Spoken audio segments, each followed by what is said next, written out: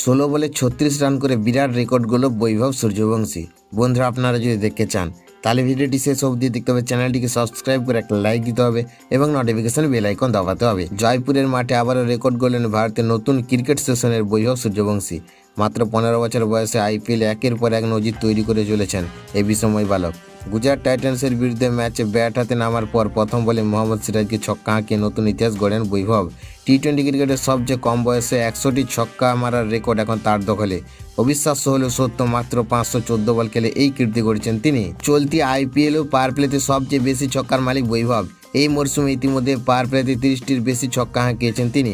এর আগে 2024 সালে অভিষেক শর্মা করেছিলেন 29টি ছক্কা, সেই রেকর্ডকে ভেঙে দিয়েছেন বৈভব।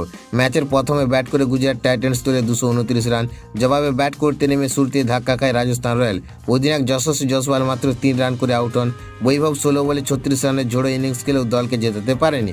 শেষ পর্যন্ত 152 রানে অল আউট হয়ে যায় রাজস্থান। গুজরাতের হয়ে দুর্দান্ত বোলিং করেন রাশিদ খান। তিনি 4 উইকেট নিয়ে ম্যাচের মোড় ঘুরিয়ে দেন।